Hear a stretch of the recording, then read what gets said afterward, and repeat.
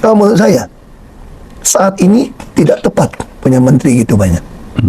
Staf sus gitu banyak. Lalu potong anggaran gitu banyak. Nggak perlu gitu loh. 560 anggota DPR, dia bisa dikalahkan oleh satu presiden dengan perpu. Lagi pula, pembahasan undang-undang adalah pemerintah dan DPR. Ya. Tapi presiden punya hak perpu. Saya kira rakyat nggak akan marah presiden keluarkan perpu. Pembuktian terbalik, harta pejabat. Perpu, hasil pemilihan langsung dikirim. Perpu sistem distrik, supaya rakyat tahu siapa wakilnya di tiap. Nah, atau bikin perpu gini lagi. Kan DPR di tingkat 2, itu 20 orang. Yang paling kecil lah. Padahal kecamatan bisa cuma 3, cuma 4. Nah, kalau kita mau sistem distrik, masih mau ngotot 20 orang supaya bisa kerja di fraksi itu ya. Anda oke, untuk daerah kecil ini, mungkin satu kecamatan ada 3 wakil gitu loh. Tapi per kecamatan, orang kecamatan tahu wakil gua si A, si B, si C. Tapi itu juga nggak gitu gampang. Jauh lebih gampang apa? Kalau saya lebih ekstrim, saya pernah usul gini. Kalau kabupaten kota hanya 3 kecamatan, nggak sampai 10 atau 20, kenapa lu nggak gabung aja sih? Ngapain lu ada 2 bupati, 2 wakil bupati, 2 sekda, yang semua nguing ngabisin duit, rumah dinas, mobil dinas, staf khusus. Ini konyol gitu kan? Belum lagi DPRD-nya lagi, jalan-jalan lagi semua keluar negeri, kagak bisa bahasa Inggris lagi, kayak ke New York lagi. Ini fakta kok. Jadi kenapa nggak dikecilin hemat uang buat negara? Katanya ngurus rakyat, dekatkan diri sama rakyat. Rakyat mah nggak usah lu urus. Yang penting bikin izin kayak gue bikin di Jakarta dulu. PTSP, Perintah Padu Satu Pintu. Tiap kantor lurah, kantor camat, semua kantor pemerintah, lu bisa ngurus izin apa aja. Gua adalah calo baik hati. Selesai itu. Lebih baik rumah sakit, baik sekolah, banyak pasar. Lu bisa beli makanan pokok murah, transport murah. Daripada kita habis untuk pejabat. Nah, bisa dilakukan dengan apa? Ngarapin partai politik bersatu untuk buat perubahan ini. Nggak bakalan. Tapi kita bersyukur. Sebutnya harusnya kita bersyukur. Waktu negara kita didirikan, Bung Karno, Bung Hatta udah sadar nih, rakyat ini kan memang lama dijajah. Pendidikan, ekonomi juga kurang baik. Makanya dia kasih penuh kekuasaan pada seorang presiden. Tapi presiden di Indonesia ini lebih powerful daripada presiden Amerika. Sebenarnya dari sistem politikannya. Karena kita sadar. Beda dengan Amerika kan, waktu didirikan, pengungsi kan bangsawan, orang pintar, teknokrat dari Eropa, terutama dari Inggris datang. Sama Prancis. Budak yang nggak sekolah segala macam nggak boleh milih. Lebih ekstrim lagi, perempuan nggak boleh milih. Saya pernah ke museum di Philadelphia. Kita bangsa ini hebat loh. Dalam 70 tahun merdeka, itu Amerika butuh 100 mungkin 150 tahun untuk mencapai titik kita nih. Nah, kita progresnya cepat. Nah, karena mungkin teknologi, medsos, dan bangsa Indonesia juga relatif. Nah, saya percaya lagi ada yang ngatur kan. Berapa kali sih Indonesia harusnya dihitung? Pakai teori politik lagi nih, bubaran di negara. Berapa kali? Beda rasial, sesuatu, kerusuhan, macam-macam. Kok nggak bubar ya? Berarti ada yang ngatur. Makanya aku yakin banget, bangsa ini disayang banget dari yang ngatur itu loh. Bukan oligarki yang ngatur. Jadi, menurut saya itu, harapan kita sama presiden. Nah, adalah perubahan ini. Menarik nih. Mungkin maksud pertanyaan saya adalah, melihat Pak Prabowo, lebih dari 100 hari sekarang, emang bisa diharapkan? Pak Ahok memiliki harapan pada presiden. Dengar baik-baik nih. Orang suka bilang gua udah naif, suka cari musuh kan. Gua bilang gua bukan cari musuh menemukan saya. Ini musuh menemukan saya. Memancing madu. Gak mancing gitu. Itu namanya musuh menemukan saya kan. Iya kan? Nah, gua jawab. Tapi maksud gua mau kritik juga orang bilang gua nggak pernah cari musuh. Ini musuh menemukan saya kan. Dan gua kan orang naif, gua jawab aja apa adanya gitu kan. Iya. Ya kan kita kan boleh dong punya penilaian terhadap kayak ini gua. Aku dari sisi, karena aku jujur aja, saya ditaruh di swasta atau taruh dimanapun, saya terkenalnya bisa hemat duit. Karena saya selalu percaya pepatah kuno bilang gini, pinter cari uang itu kalah dengan pinter hemat uang. Bagus. Kenapa? Karena ada kalanya tuh nggak bisa cari uang.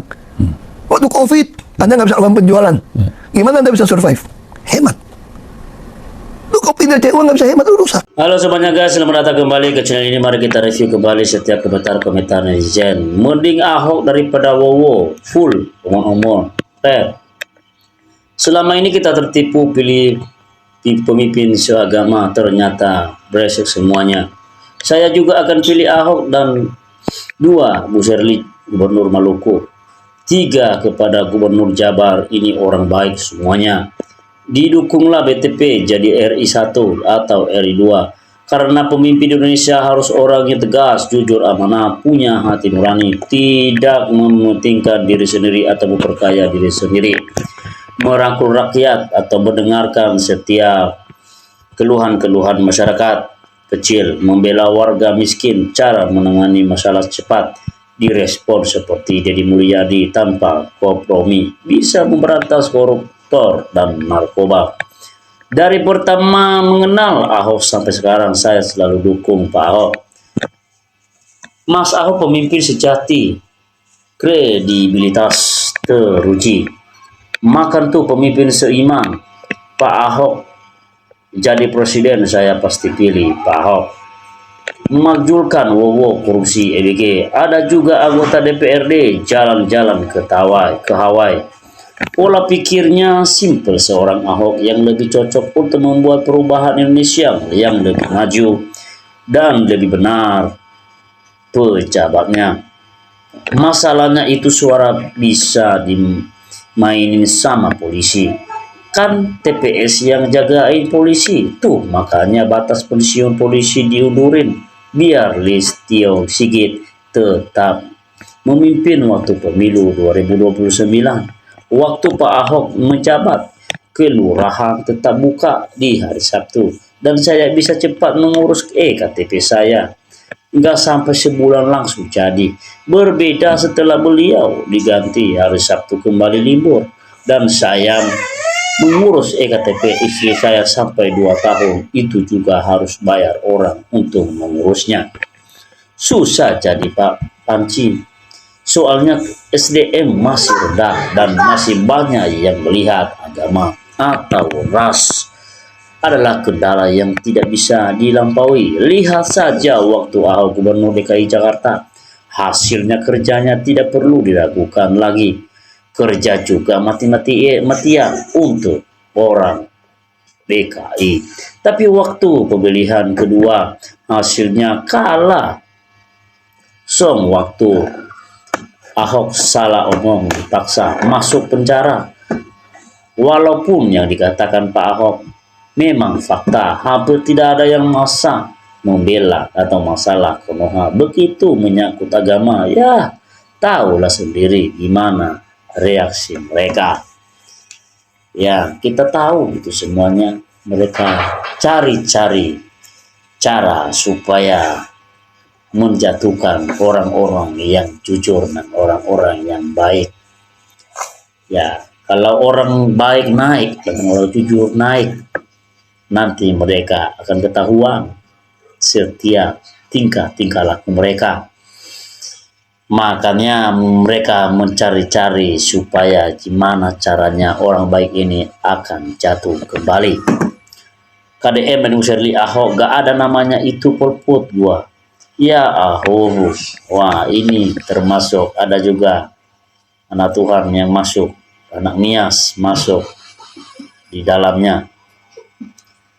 Amin, Tuhan Yesus masih yang banyak bangsa ini. Saya yakin ada saatnya Tuhan memulihkan bangsa ini melalui pemerintah yang jujur dan mampu bekerja untuk kebaikan negara ini. Setuju Pak Ahok jadi presiden, setuju BTP yang dapat membenahi carut-marutnya hukum di Republik Indonesia ini, dan kesejahteraan rakyat BTP. Kawan Indonesia, kapan lagi agama minoritas diberi kesempatan memimpin Republik Indonesia? Mau sejujurnya dan sekompeten apapun, selama negara ini masih banyak partai, nggak akan bisa maju. Pertanyaannya, apa bisa 1-2 partai saja? Belum pernah ada gagasan ini. Bukannya kalau ada riwayat pidana nggak bisa lagi jadi presiden, ya kecuali ganti undang-undang mungkin bisa. Ahok jadi presiden, saya yakin Indonesia pasti maju dan rakyatnya makmur. Bukan hanya makmur, tetapi makin kaya masyarakatnya. Republik Indonesia Ahok pejabat mati kutu kalau dia keluarkan perpu membuktikan harta terbalik bagi pejabat korupsi menang ancaman utama bangsa Republik Indonesia. Waktu Ahok memimpin Jakarta lebih rapi dan disiplin. Tanah Abang sekarang Sumerawut, ya begitulah. KDM dan Ahok Indonesia hebat jika dipimpin mereka. Woi rakyat jangan goblok lagi lah. Kalau perlu jadi jenius untuk lihat pemimpin yang baik dan benar. Gak perlu seagama tapi kinerja benar untuk rakyat. Makanya kita akan lihat. Jangan kita lihat dari ras agamanya dan kita dukung itu. Orang-orang yang berbaik hati untuk membangun Indonesia ini, untuk mencerdaskan Indonesia ini, untuk maju Indonesia ini melalui kehidupan mereka, yaitu Pak Ahok, Bu Shirley, dan KDM. Pemimpin yang paling jenius di saat ini. Kalau tidak beri kesempatan, kita akan rugi besar. Kesempatan tidak datang 2 kali. Makanya, kalau tidak kita kasih kesempatan, maka Indonesia ini semakin hancur-hancuran. Pintar cerdas, bukan hanya hancur-hancuran, tetapi masyarakatnya makin miskin dan makin tertekan. Pintar dan cerdas, punya visi misi, mengerti menjalankan pemerintahan buat rakyat. Mudah-mudahan Pilpres bukan rasis agama atau suku lagi. Yang terpenting negara gak hancur-hancuran kayak gini. Mantap Pak Ahok, sehat terus bersama keluarga. Amin. Tuhan Yesus memberkati. Ahok adalah the best next. Nah, B.J. Habibie. Semoga Ahok bisa maju jadi presiden. Saya sudah lelah lihat negara ini semakin kacau. Yang lain sajalah, jangan Ahok. Ahok jadi penasihat aja. Seandainya beliau jadi Republik Indonesia, gua sangat yakin Indonesia bisa benar-benar bersinar, bahkan jauh lebih cemerlang daripada zaman Pak Jokowi. Track record jelas. Dukung Ahok jadi presiden. Ahok KDM top, Republik Indonesia berjaya. 80 tahun dipimpin mayoritas gini amat.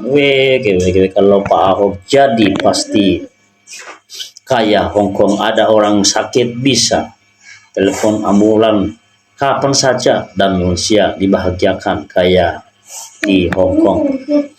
Teori oke, praktek gak sesuai. Wani Ripiro, Ahok dan Ibu Shirley Laos, KDM dan Ahok pasang bagus buat presiden dan wapres pemilu depan.